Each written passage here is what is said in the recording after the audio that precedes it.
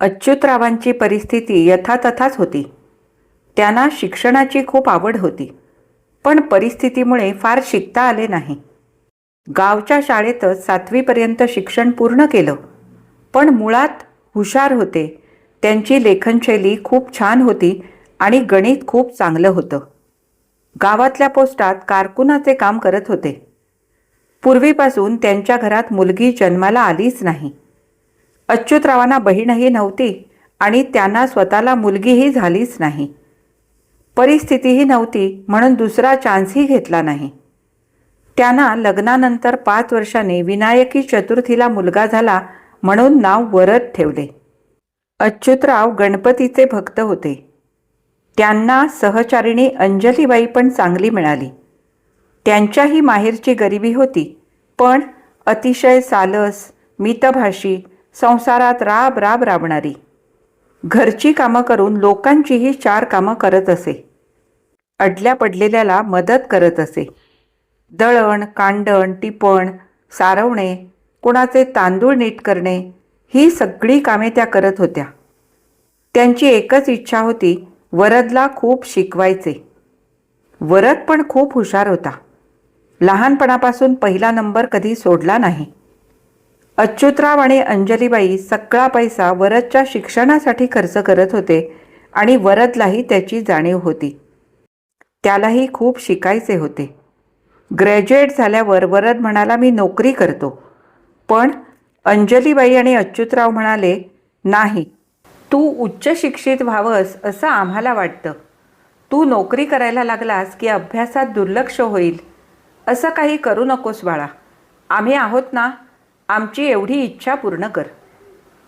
उच्च शिक्षणासाठी लागणारा खर्च, ट्युशन फी हे सगळं जड जात होतं. गावात कॉलेज नसल्याने मुंबईला ॲडमिशन घ्यावी लागेल.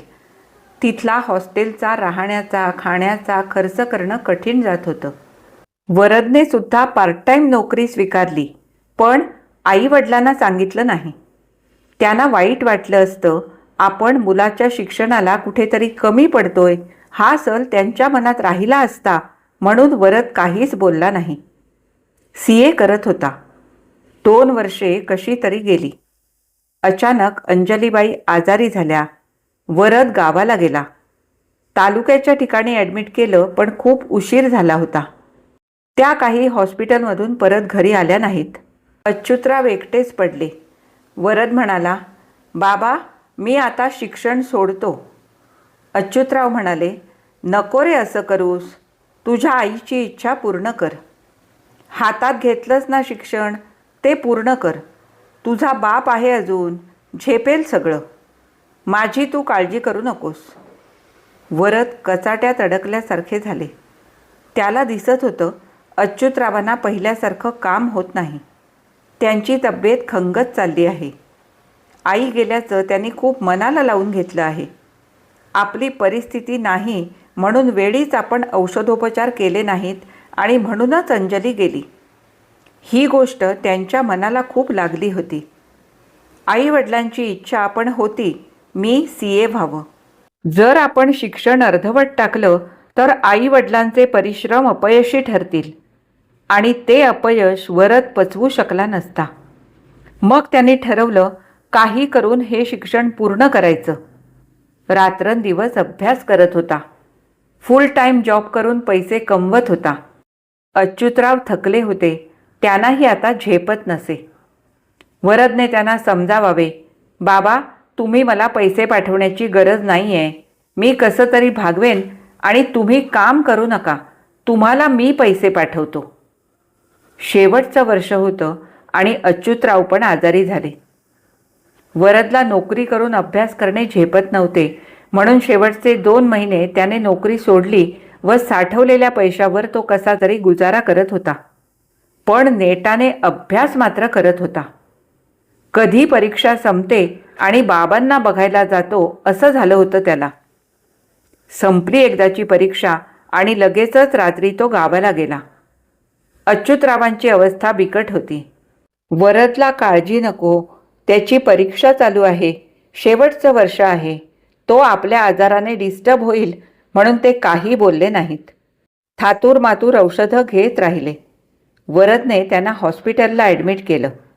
त्याच्याकडे तरी कुठे पैसे होते, जे होते ते खर्च करत होता. थोडं बरं वाटल्यावर तो घरी घेऊन आला, कारण हॉस्पिटलचं बिल परवडत नव्हतं. अच्युतरावांची घरी सेवा करत होता, औषधं देत होता. वरदचा रिझल्ट लागला. CA पहिल्या झटक्यात पास झालाच होता. कॉलेजमधून पहिला आला होता. गोल्ड मेडल मिळालं होतं. त्याचा आनंद गगनात मावत नव्हता. खूप आनंद झाला. अंजलीबाईंची त्याला सारखी आठवण येत होती. आज आई हवी होती. आईचं स्वप्न पूर्ण झालं. अच्युतराव अंजलीबाईंच्या फोटोजवळ जाऊन म्हणाले, अंजली, तुझं आणि माझं स्वप्न वरदने पूर्ण केलं. गावात बातमी पसरली. सगळे खुश झाले. मुलाने नाव काढलं. गावातून पहिलाच मुलगा CA झाला होता. सगळ्यांना खूप अभिमान वाटला. गावात त्याचा लगेचच सत्कार केला. अच्युतरावांचे आनंदाश्रू थांबत नव्हते. शेजारी जोशी काकांना विनंती केली, मी सर्टिफिकेट आणि माझं गोल्ड मेडल घेऊन येतो, तोवर जरा बाबांकडे लक्ष द्याल ना? काकू, प्लीज बाबांना पेस करून द्या. त्यांना आता झेपत नाही तीही करायला. जोशी काका व काकूंनी जबाबदारी स्वीकारली. वरद मुंबईत आला. कॉलेजमध्ये त्याचा सत्कार केला. गोल्ड मेडल घेतलं आणि लगेचच तो गाडीत बसला आणि गावाला निघाला. अच्युतरावांना सर्टिफिकेट आणि मेडल दाखवलं. अच्युतराव म्हणाले, आमच्या कष्टाचं चीज केलंस पोरा, अजून काही नको. वरद म्हणाला, आता खरे सुखाचे दिवस येतील. बाबा, काही नको नाही. आत्ता सगळं मी तुम्हाला देणार आहे. तुम्ही लवकर बरे व्हा. मी मुंबईला जाईन. मला चांगली नोकरी मिळेल. मी लगेचच भाड्याचं घर घेईन आणि तुम्हाला घेऊन जाईन. फक्त तुम्ही थोडे बरे व्हा. त्याशिवाय माझा पाय इथून निघणार नाही. पण दिवसेंदिवस अच्युतरावांची तब्येत खंगत गेली. हॉस्पिटलमध्ये ॲडमिट करायला पैसे नव्हते वरदकडे. वरदला काय करावं कळत नव्हतं. पैसा उभा कुठून करू? काही न बोलता तो रात्री गावातल्या सोनाराकडे गेला. त्यांना म्हणाला, काका, हे माझं मेडल घ्या आणि मला पैसे द्या. सोनार बघतच राहिला. अरे पोरा, तुला आत्ता मेडल मिळालं ना? वरद म्हणाला, हो, पण बाबांच्या पुढे या मेडलची काही किंमत नाही. माझ्याकडे वेळ नाही आहे, तुम्ही मला पैसे द्या. सोनाराने त्याला काही रक्कम दिली. वरदने अच्युतरावांना हॉस्पिटलमध्ये ॲडमिट केलं. खूप उपचार केले, पण हाती काहीच लागलं नाही. अच्युतराव जग सोडून निघून गेले. वरद एकटा पडला. काय करावं कळत नव्हतं. मुंबईला गेल्याशिवाय नोकरी मिळणं शक्य नव्हतं. हातात पैसा नाही. राहायचं कुठे, खायचं काय, काही कळत नव्हतं. शाळेतला मित्र सदा त्याला भेटायला आला. वरदने आपली हकीकत सांगितली. त्याला खूप वाईट वाटलं. तो म्हणाला, वरद, तू खरंच आमच्या वर्गातला खूप हुशार विद्यार्थी. परिस्थिती नाही म्हणून कधी डगमगला नाहीस. अभ्यास करत राहिलास. पहिला नंबर सोडला नाहीस. तुला चालणार असेल तर मुंबईला माझ्याकडे थोडे दिवस राहा, तुला नोकरी मिळेपर्यंत. माझी छोटी खोली आहे. मी काय तुझ्यासारखा फार शिकलो नाही, त्यामुळे नोकरी खूप पगाराची नाही. बायकोही मदत करते. ती डबे देते. संसाराचा गाडा आम्ही दोघं मिळून ओढतो. तुला चालणार असेल तर तू माझ्याकडे राहू शकतोस. वरदलाही इलाज नव्हता. तो म्हणाला, वहिनींना आवडेल का? कारण नोकरी लागेपर्यंत मी तुला काहीच देऊ शकणार नाही. सदा म्हणाला, काही हरकत नाही. तुला चालणार असेल तर माझ्याबरोबर मुंबईला चल. वरदला दुसरा पर्याय नव्हता.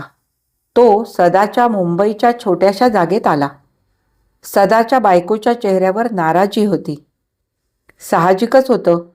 त्यांचीच परिस्थिती नव्हती, त्यात वरद गेला म्हटल्यावर एक माणूस खायला वाढलं, झोपायला जागा नाही, मग साहजिकच ती नाराज होणारच.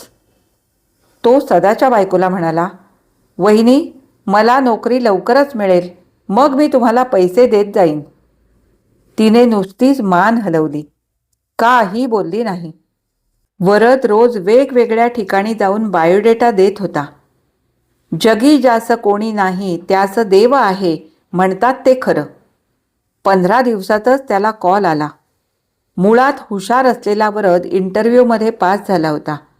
त्याला 5-6 दिवसात फॉर्मॅलिटी पूर्ण करून कंपनी जॉईन करायला सांगितली होती. वरदला खूप आनंद झाला. सदाचे मनःपूर्वक आभार मानले. वहिनींना म्हणाला, वहिनी, तुम्ही माझ्यासाठी लक्ष्मीचे रूप आहात. मला भाऊ बहीण नाही, पण कदाचित बहीण असती तर ती तुमच्यासारखी नक्कीच असती. माझा पगार झाला की मी तुमची सगळी रक्कम चुकती करीन. सदाची बायको पण खुश झाली. वरद नोकरीवर रुजू झाला. ऑफिसमधल्या लोकांना त्यांनी सदाच्या बायकोच्या डब्याबद्दल व ती सुगरण आहे, स्वयंपाक उत्तम बनवते असं सांगितलं. 7-8 डबे तो ऑफिसमध्ये जाताना मित्रांसाठी घेऊन जाऊ लागला. मित्रांना घरगुती जेवण पण छान मिळालं व सदाला थोडीशी मदत झाली. सदाची बायको पण खुश झाली. 1 महिना झाला. खूप आनंदात दिवस जात होते. राहून राहून वरदला अच्युतराव व अंजलीबाईंची आठवण येत होती. शेवटी प्रारब्धापुढे कोणीच जाऊ शकत नाही हेच खरं. वरदने 5-6 महिन्यातच लोन घेऊन एक छोटी जागा मुंबईत स्वतःसाठी घेतली. त्याच्याच ऑफिसमध्ये चित्रा नावाची एक मुलगी होती. अगदी सालस, सुंदर आणि साधी होती. त्यांची पण परिस्थिती फार चांगली नव्हती. दोघेही गप्पा मारत असत. सुख दुःख शेअर करत असत. मैत्रीचं रूपांतर प्रेमात झालं. सदा आणि सदाच्या बायकोने पुढाकार घेतला व रजिस्टर लग्न लावलं. गावची आठवण येत होती, पण कुणासाठी गावाला जायचं या विचाराने वरद अस्वस्थ होत असे. 2 वर्षांनी त्यांना पुत्ररत्न झालं. कौतुकाने नाव अजिंक्य ठेवलं आणि अजिंक्य पण गोड, हसरा व हुशार होता. म्हणता म्हणता 2 वर्षांचा झाला.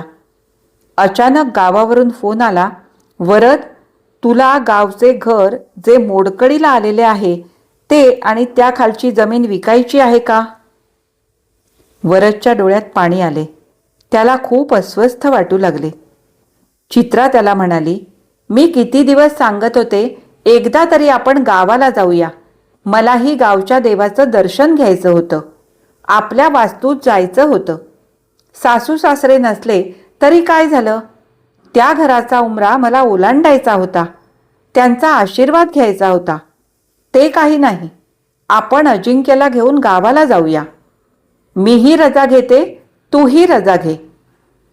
दोघेही नोकरी करत असल्यामुळे कर्जाचा हप्ता फेडून थोडीफार रक्कम हातात उरत होती. आता परिस्थिती बदलली होती, पण मनस्थिती बदलली नव्हती. सतत त्याला बोच होती. माझ्या आईवडिलांनी एवढे कष्ट करून मला लहानाचं मोठं केलं, शिकवलं आणि आज हे ऐश्वर्य बघायला ते नाहीत. पण चित्राने हट्ट धरला. गावाला जाऊया. मला तरी कुठे गाव आहे? मी आत्तापर्यंत गाव म्हणजे काय हे पाहिलं नाहीये. जाऊया ना आपण. त्यालाही जावेसे वाटत होते, पण धीर होत नव्हता. मग ठरवून गावाला निघाले. गावात गेल्या गेल्या सगळे लोक गोळा झाले. म्हणाले, किती वर्षांनी आलास बाळा, तुला आठवण नाही येत का रे गावची?